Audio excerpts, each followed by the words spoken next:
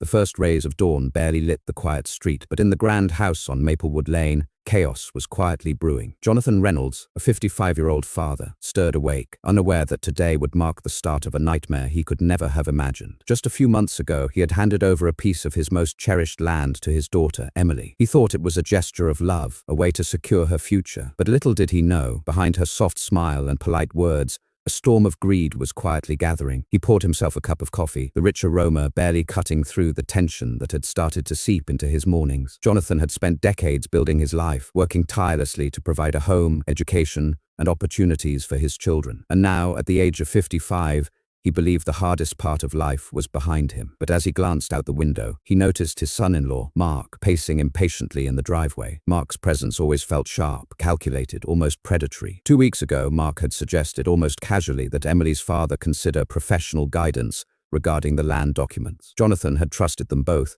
thinking nothing of the subtle undertone in Mark's voice. He never suspected that the very people he loved the most would soon brand him as unstable, even dangerous. By mid-morning, there was a knock on the door. It was not polite, not a friendly neighbor or a concerned friend. It was two men in crisp suits, holding official-looking papers. "Jonathan Reynolds?" one of them asked, his voice precise and cold. Jonathan nodded, confused. "You are hereby placed under temporary custody, pending an evaluation of your mental state. You are required to accompany us to the Cedar Hills Asylum immediately." A wave of disbelief hit him. "What are you saying?" he stammered. "I am perfectly fine. I don't understand. Why? This must be a mistake." "It's no mistake," Mark's voice called from the hallway. "Emily and I have decided it's for your own safety. You've been unpredictable lately. It's for the best." Jonathan's heart sank. Betrayal had a new face now, one that smiled at him daily, hugged him, ate meals with him, and yet had conspired to erase his freedom. The men escorted him out, and as the car door shut behind him, he saw his daughter standing silently, her eyes void of the warmth he once knew. Inside the asylum, the world felt alien. The sterile smell, the sound of distant murmurs, the cold tiles beneath his feet. It was a life designed to break him. Jonathan, once a proud man who had built his life with care and love, now had to navigate a reality where those same people claimed he was insane. Days turned into nights. Jonathan tried to reason with the doctors, to explain, to recall witnesses who could vouch for his sanity. But each word seemed to fall into a void. The asylum walls echoed with whispers of doubt, and slowly, even his own mind began to feel the weight of isolation. Yet amidst the fear and confusion, Jonathan's spirit remained unbroken. He had been betrayed, yes, but he was determined. Somewhere outside, justice awaited, and he would find it, not tomorrow,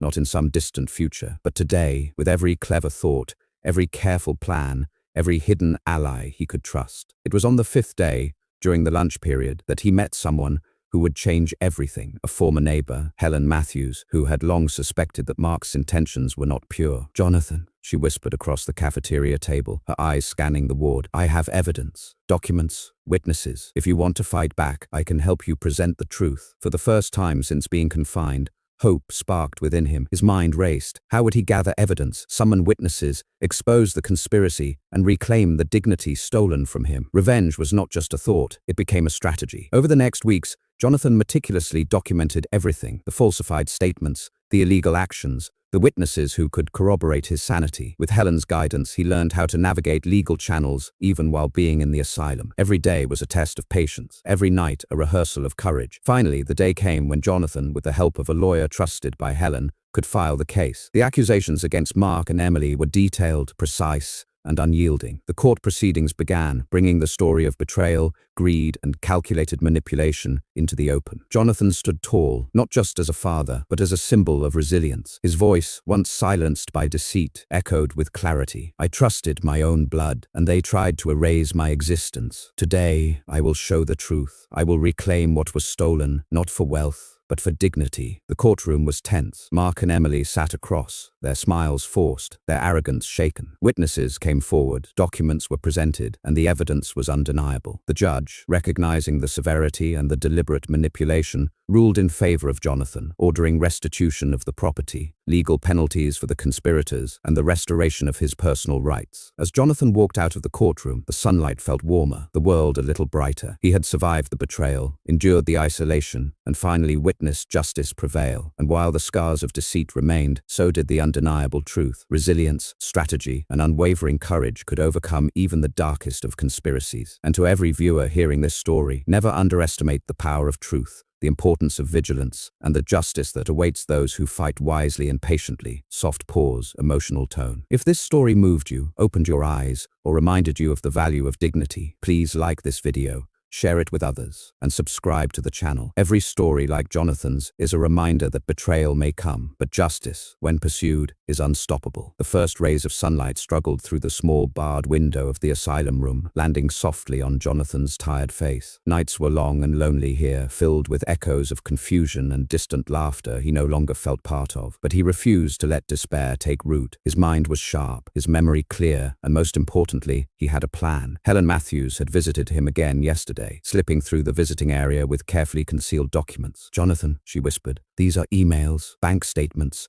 and witness statements that prove Mark and Emily manipulated you and falsified claims of your instability. If you use them correctly, the court cannot ignore them." Jonathan's heart raced. Weeks had passed in the asylum, days blending into nights with little hope, and yet now hope felt tangible. He remembered every moment he had spent building his life, the trust he had placed in his daughter, the hours he had worked to secure the land he loved. And he realized revenge was not about anger, it was about exposing the truth. The next morning, Jonathan requested a formal meeting with the legal aid team appointed by Helen. "We need to file motions," he said firmly. "I need this case to be airtight. I cannot afford any mistakes." His voice carried authority and clarity, silencing doubts even in the eyes of the staff who had watched him these past weeks. As preparations moved forward, Jonathan's strategy became clear. He would present every piece of evidence, every witness, every detail of the manipulation. The emails showed deliberate coercion. The bank statements proved unauthorized transactions. The witnesses confirmed his consistent sanity and the unnatural behavior of Mark and Emily. Each document, each testimony was another brick in the wall that would bring down their scheme. Days in the asylum became battles of patience. Jonathan trained himself to maintain composure despite the isolation. He memorized statements, anticipated counter-arguments, and rehearsed every detail with Helen. He remembered the first day he had been brought here, the shock, the betrayal, the sense of being erased from his own life, and used it as fuel. Every injustice became a motivation, every sleepless night a rehearsal for the courtroom. Then came the moment he had been waiting for, the preliminary hearing. Jonathan, escorted by Helen, walked into the courthouse for the first time since being confined. The sunlight outside felt liberating, yet the tension was palpable. Mark and Emily sat across the courtroom, their confident facades slightly trembling. They hadn't expected him to fight back, hadn't imagined the father they tried to imprison would stand so resolutely before the law. The proceedings began with the defense trying to paint Jonathan as unstable, but Helen and Jonathan countered with methodical precision. Witnesses spoke, documents were introduced, and the timeline of manipulation unfolded in front of the court. One by one, Mark's carefully constructed lies fell apart, exposed by the weight of truth. Jonathan's voice, calm but firm, carried through the courtroom. "I was betrayed by those I loved most," he said, "but this is not a story of anger. This is a story of truth. For weeks I was confined, labeled and dismissed. But the evidence is clear. I am not unstable. I am a father, a man who was wronged by greed and deceit." The court listened intently. The judge, a seasoned woman with decades of experience, leaned forward, absorbing every word. She questioned witnesses rigorously, scrutinized documents, and watched Mark and Emily's reactions closely. Every glance they exchanged betrayed fear, a realization that their manipulation was unraveling before their eyes. Meanwhile, Jonathan's presence in the courtroom was more than legal. It was symbolic. He represented every parent who had been silenced, every victim of familial betrayal, and every individual who believed that truth and justice could prevail even against the closest of kin. Days of hearings turned into weeks. Jonathan was allowed temporary leave from the asylum to attend, and each session strengthened his resolve. His dignity, stolen at dawn weeks ago, was being restored one statement at a time. The courtroom became a theater of revelation, where greed and deception were laid bare, and Jonathan's courage illuminated the path for justice. One evening, after a particularly intense session, Jonathan returned to the asylum briefly before the next day's hearing. He sat alone in the courtyard, feeling the first genuine sense of peace in weeks. The air was crisp, carrying the distant sound of traffic and children playing, reminders of the life he had almost lost. He thought of Helen's support, the evidence they had gathered, and the inevitability of the truth. By the final week of hearings, the momentum had shifted unmistakably. Mark and Emily's strategies faltered, their arrogance diminished. Every lie they had relied on was dismantled by witnesses and evidence. And Jonathan, standing tall despite exhaustion, demonstrated a rare combination of patience, intelligence,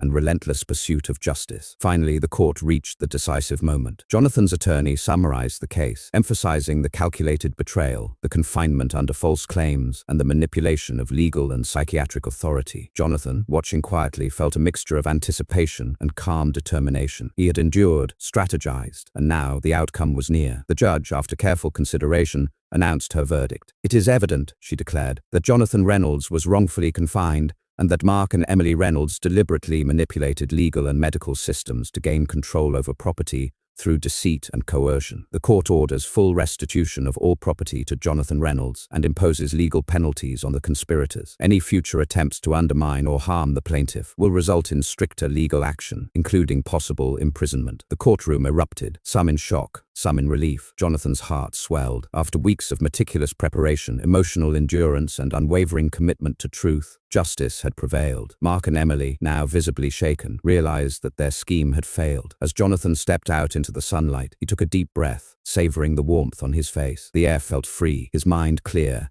and his dignity restored. For the first time in weeks, he truly felt alive, not just as a survivor, but as a man who had fought back against betrayal and emerged victorious. And to every viewer listening, remember, betrayal may strike closest to home, but perseverance, truth, and justice can overcome even the darkest intentions. Stand firm, fight smart, and never surrender your dignity. If Jonathan's story touched you, taught you a lesson, or reminded you of the value of resilience and justice, please like this video, share it with others, and subscribe to the channel. Every story shared can inspire courage in someone facing similar trials. The morning sunlight streamed through the tall asylum windows, casting long shadows across the hallway. Jonathan Reynolds sat quietly on the bench outside the common room, his hands clasped tightly, mind racing. Weeks of hearings had passed, evidence had been presented, and yet the tension in his chest refused to ease. He thought about the day everything began, the day he had trusted his daughter, Emily, and her husband, Mark, with the land he had spent decades building. The letters of ownership had been signed, the property transferred, and in return, he had expected gratitude and respect. Instead, deception had greeted him. They had labeled him unstable, manipulated psychiatric reports,